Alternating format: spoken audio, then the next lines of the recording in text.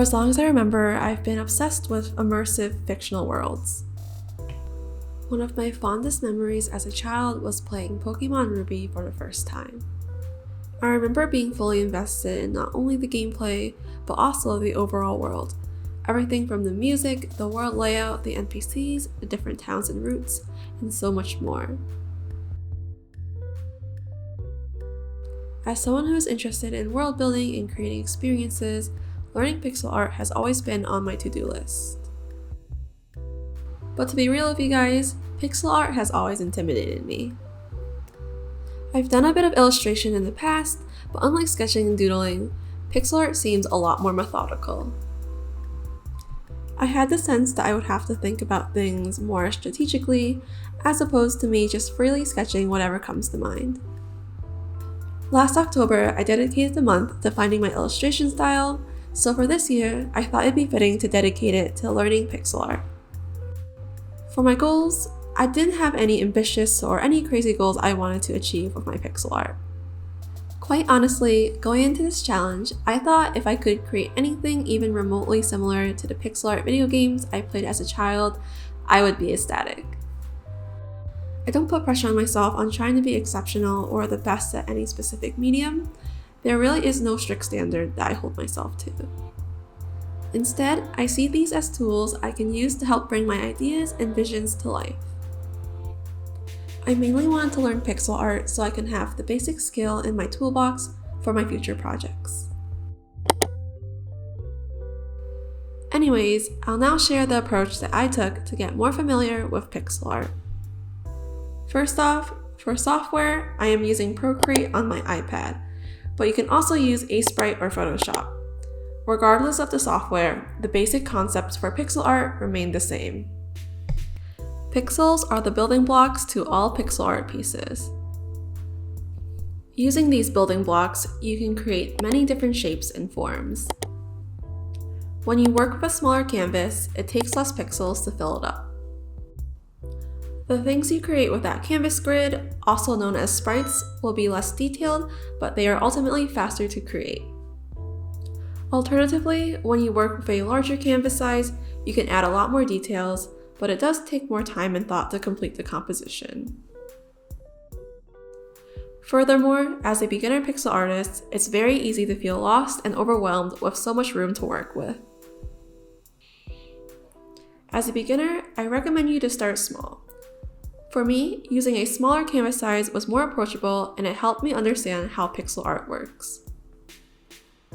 When I first started playing around with pixel art, I worked with a 32 by 32 pixel canvas size on Procreate.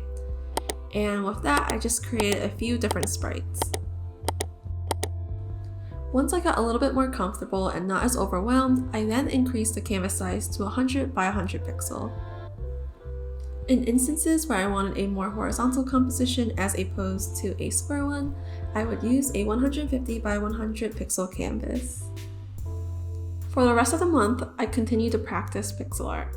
I tried to go out my comfort zone whenever possible, but there were definitely days where I stuck with more familiar concepts.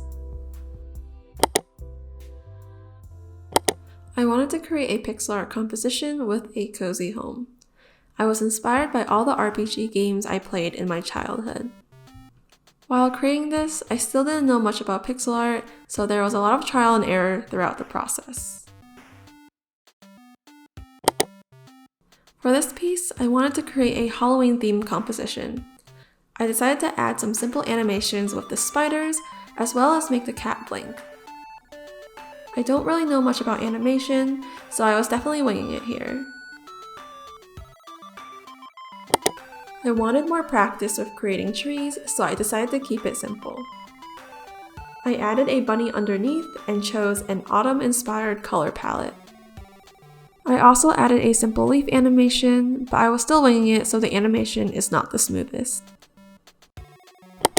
For this spread, I wanted to practice pixelating different types of tile assets and sprites.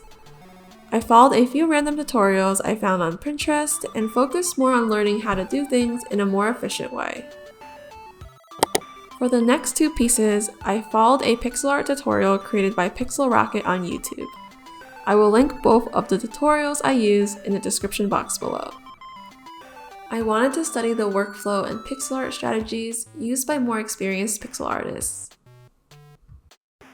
I really enjoyed creating these. This method of pixel art felt a lot more liberating and intuitive.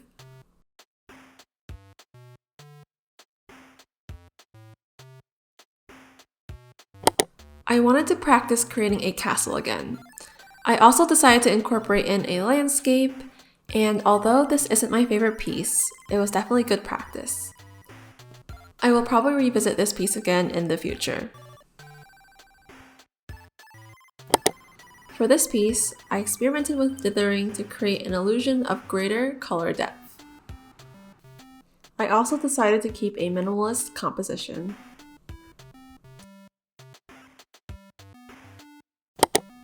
For this piece, I remember rushing it as I didn't feel like creating anything that day, so it is pretty unrefined. Though when I made this, I remember being able to complete pixel artworks a lot faster than initially. I wanted to dabble a bit in isometric pixel art, so I created something really simple to experiment and get a sense for things. I also experimented with a more modular workflow where I created one square and used that one square to build something with it. Before starting pixel art, I've always wanted to draw a cafe scene. This was one of the more intensive pieces that I've done. The building took the longest, but after that, everything else followed pretty naturally. For this piece, I kept it simple to give myself a break. I wanted to draw something cute, so this was my excuse to do so. Something else I've always wanted to create before starting pixel art was an isometric room. I kept the size of the room small so I wouldn't get overwhelmed. I had a little bit of practice with the isometric piece I shared earlier, but it was still a learning curve. I definitely want to do more pieces like this in the near future.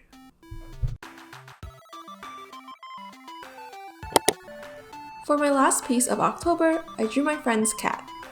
I really enjoyed pixeling plants in my last artwork, so I decided to expand on that here. I also added in a bird because my friend really likes them.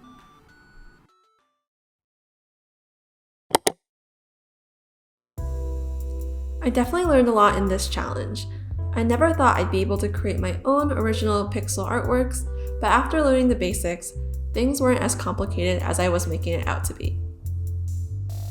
If you're interested in learning pixel art, my top 3 tips would be to 1. Start small. I mentioned it earlier in the video, but I highly recommend you to stick with a smaller canvas size. This will help you get comfortable with pixel art while building confidence in yourself. Once I was able to navigate the smaller canvas, moving on to a larger canvas was a lot less intimidating. My second tip is to lean heavily on different resources such as video tutorials and Pinterest. I watched and followed a few tutorials and it really helped me familiarize myself with the pixeling techniques and workflows more experienced pixel artists use. And my last tip is more applicable once you have a small body of work, but it's to reuse pixel art assets. Something that I really like about pixel art is that you can reuse the sprites that you create in other compositions. For example, during the earlier days of my journey, I created this sprite. I then had an idea for a piece where I was able to bring in this sprite.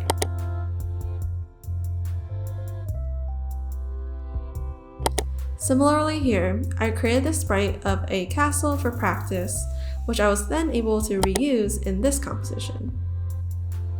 And also for this one, where I was able to reuse these assets for this arrangement. It's nice that you can save time and use pre-existing assets to bring a new idea to life. I know there's a lot more to be learned, but I hope you found this video helpful and encouraging. I'm glad I didn't give up, and I'm excited to have this skill in my toolbox. Thank you for watching, and I'll see you in the next video.